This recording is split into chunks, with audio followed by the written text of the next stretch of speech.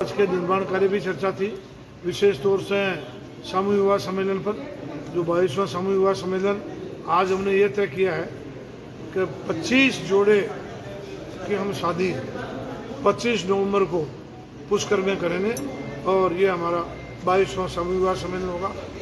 हमने जो भी पदाधिकारी हमारे बीच में पधारे हैं सबको हमने टारगेट दे दिया है कि 25 जोड़े तुरंत फार्म भरना चालू कर दिया है।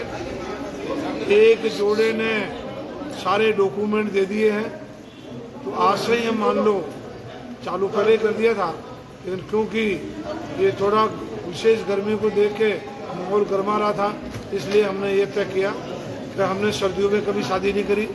तो 22वां सामूहिक विवाह सम्मेलन हम 25 नवंबर को पुष्कर में करेंगे। तब तक मेला भी निबट जाएगा और फ्री हो जाएंगे, धर्मशाला में भी फ्री हो जाएगी।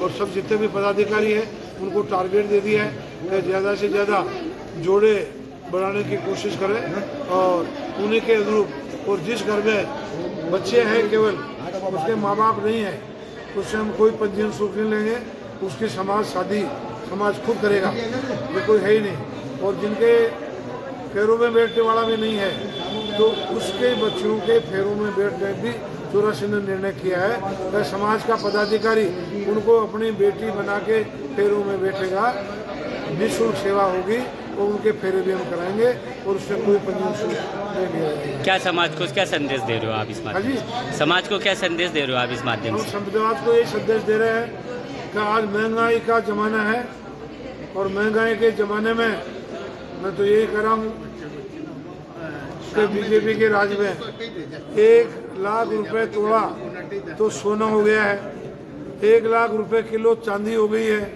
हर गरीब के बस की बात है नहीं। तो जो भी काम कर रहे हैं ठीक कर रहे हैं, लेकिन कोई गरीब आदमी शादी करे तो अपनी बेटी को 1 तोड़ा सोना भी नहीं दे सकता, चांदी भी नहीं दे सकता। ऐसी भयंकर महंगाई के युग में उन गरीब बापू से, उन गरीब परिवारों से, उन गरीब समाज के व्यक्तियों से मैं अनुरोध करूँगा कि ये समाज के जाजम है, बेटे भी समाज के हैं, बेटियां भी समाज के हैं। आप इस महंगाई की चिंता छोड़ दो, जितना समाज से सज आएगा हम बेटियों को आपसे केवल 21,000 रुपये पंजीयन शुल्क लेंगे। 21,000 रुपये की राज्य सरकार उनको FD बना के देती है लड़कियों की, वो उनको पूरे कागज कंप्लीट होने पर पंजीयन करेंगे। लड़कियों को FD वापस बना के दे दी जाएगी, तो लड़कियां तो होगी निःशुल्क, लड़के के 21,000 रुपये।